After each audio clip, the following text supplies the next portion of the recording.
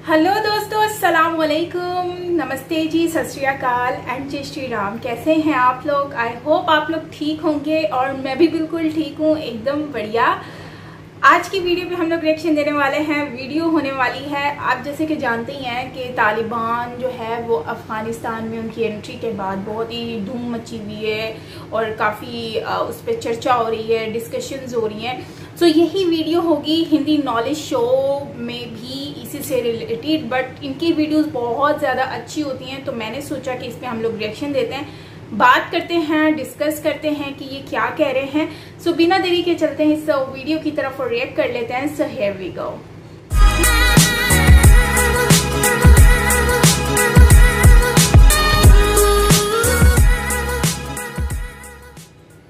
नमस्कार दोस्तों, स्वागत है आपका हिंदी नॉलेज शो में। तो दोस्तों, मैं आपको जो तालिबान के ऑफिशियल प्रवक्ता है उनका एक बयान दिखाने जा रहा हूँ। अच्छा, बयान और उस दिखा बयान रहे को हैं। देखने के बाद आप कहेंगे कि भारत ने रातों रात तालिबान को क्या गुट्टी पिला दी कि तालिबान भारत के बारे में ऐसे बयान दे रहा है, भारत को आश्वासन दिया जा रहा है।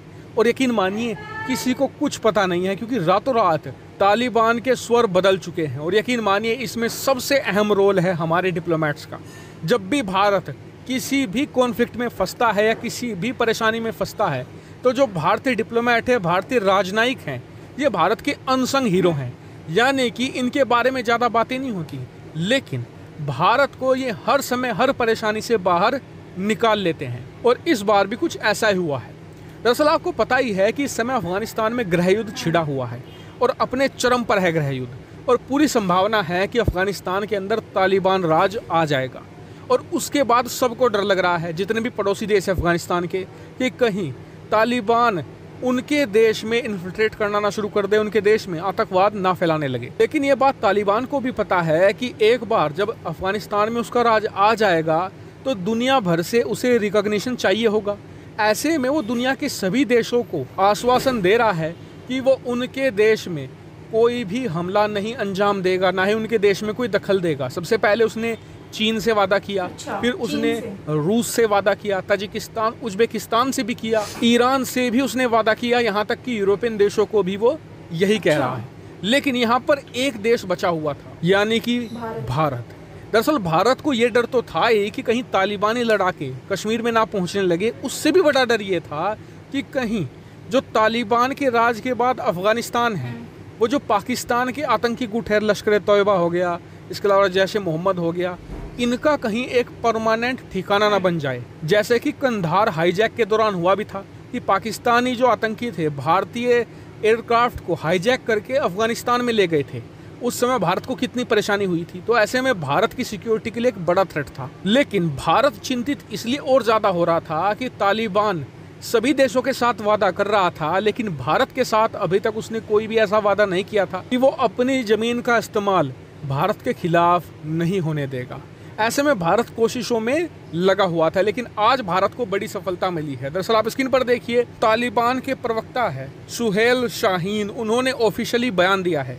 उन्होंने सबसे पहले भारत को सफाई दी है कि पाकिस्तान में पनप रहे आतंकी संगठनों के साथ उसका कोई संबंध नहीं है। इतना ही नहीं, उन्होंने बाकायदा नाम लेकर कहा है कि जी जो लश्कर तैयबा है, जैश ए मोहम्मद है और ऐसे ही जो दूसरे संगठन हैं, हम इन्हें अफगानिस्तान की जमीन का इस्तेमाल भारत के खिलाफ नहीं करने देंगे। और कहीं ना कहीं ये भारत के लिए एक बहुत बड़ी राहत की खबर है। और आपको बता दूं कि बैक चैनल से ये सब कुछ हुआ है, क्योंकि कल ही खबर ये भी निकल कर सामने आई थी कि भारत ने जो तालिबान के लीडर्स हैं इन पर ट्रैवल बैन यानी कि यात्रा प्रतिबंध लगाया हुआ था, जिसे अब भारत ने हटा लिया है।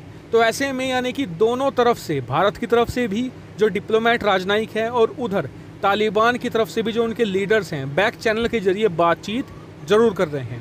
हालांकि आपको बता दूं कि तालिबान ने भले ही भारत को ये वादा कर दिया हो, लेकिन अभी भी भारत यहाँ पर हर एक कदम फूंक फूंक कर रख रहा है, क्योंकि भारत यहाँ पर अभी भी तालिबान पर पूरी तरीके से भरोसा नहीं कर रहा है, जो मुझे लगता है कि सबसे सही बात है। क्योंकि आतंकी संगठनों का कोई भरोसा नहीं होता, कभी अपनी जुबान से पलट जाए। क्योंकि ये तो कुछ खबरें ऐसी भी हैं कि तालिबान का अफगानिस्तान के बाद अगला निशाना पाकिस्तान भी हो सकता है, जिस पाकिस्तान ने इन्हें पालने पोसने में एक अहम रोल अदा किया है, ये उसे भी नहीं छोड़ने वाले। तो ऐसे में भारत तो यहाँ पर बहुत दूर की बात है, और इसीलिए भारत बहुत ही फूंक फूंक कर कदम रख रहा है। हालांकि इन सब पर आपका क्या मानना है कमेंट करके जरूर बताएगा। साथ ही वीडियो को शेयर कीजिएगा और चैनल को जरूर सब्सक्राइब कीजिएगा। फिलहाल इस वीडियो में इतना ही। Thank you very much for watching.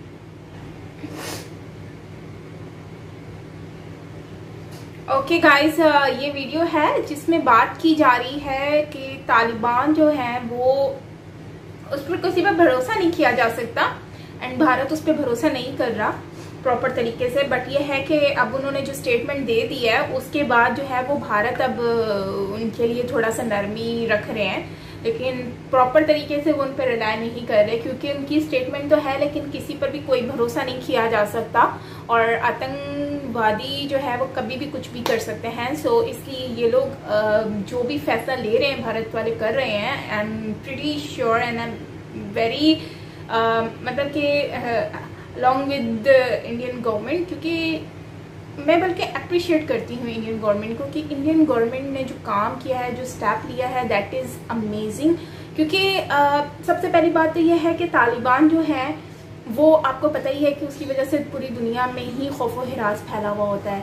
दूसरी बात यह है कि बहुत ही वक्त हमने पहले जो देखा है वो बहुत ही बुरे वक्त देखे हैं, मतलब भारत ने भी देखे हैं। अब आप देख लो ना, 9/11 वो जो ताजमहल होटल में हुआ था और इसके अलावा फिर बहुत सारे पुलवामा भी हुआ, बहुत सारे इंसिडेंट हुए हैं जो हमने देखे।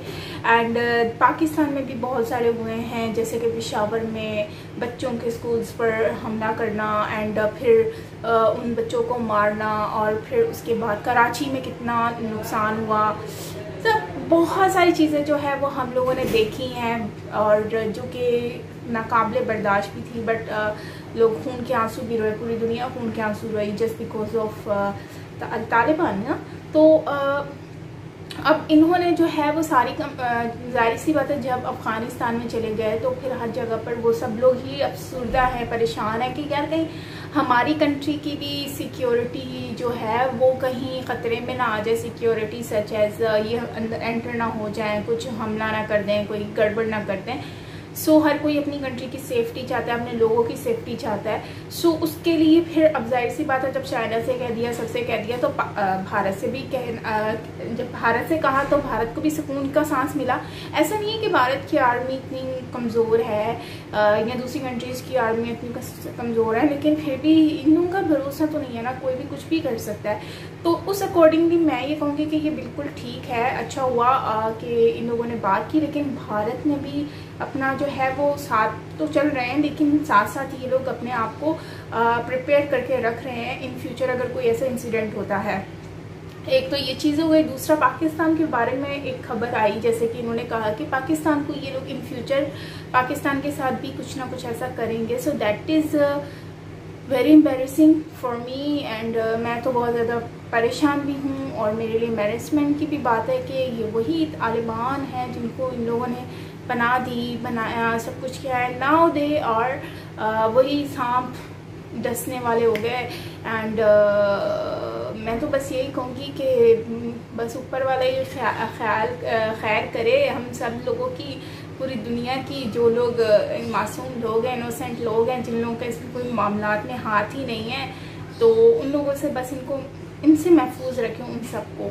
खैर गाइस, ये थी हमारी आज की वीडियो। और अब पता नहीं अगर पाकिस्तान में ये लोग एंटर हो जाते हैं तो पाकिस्तान में फिर वही मुझे सर्कमस्टेंसेस नज़र आ रहे हैं जो कि पहले हुआ करते थे काफ़ी टाइम पहले। एंड मतलब वही मेरी आंखों के सामने आ रहा है कराची का इन्वायरमेंट, और वही मुझे नज़र आ रहा है पेशावर का इंसिडेंट, वही मुझे आ रहा है नज़र जो है वो जो मतलब भारत में जो हुआ था, दिल्ली में हुआ था, और भी बहुत सारे। यार मैं किस के बारे में बात करूँ, मुझे तो समझ नहीं आ रहा कि इन लोगों के आने से क्या क्या हो, मतलब दोबारा से हमें देखने को मिलेगा।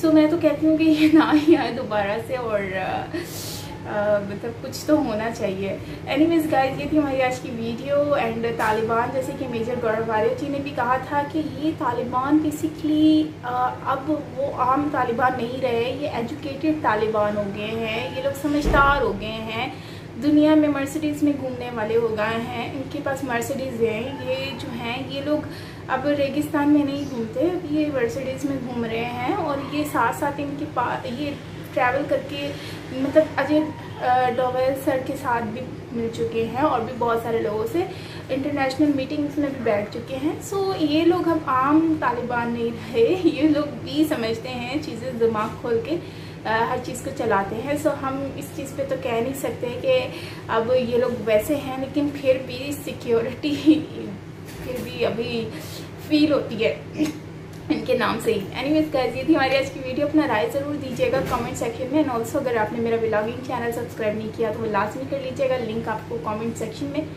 पिन मिल जाएगा, मतलब इसी वीडियो के कमेंट सेक्शन में आपको लिंक मिल जाएगा व्लॉग चैनल का। सो प्लीज़ जाएँ और मेरी वीडियोस देखें और मुझे बताएं कि आपको कैसी लगी। सो मिलता है नेक्स्ट वीडियो के साथ। टिल देन टेक केयर, अपना बहुत सारा ख्याल रखिएगा। मैं हूँ सानिया, बाय।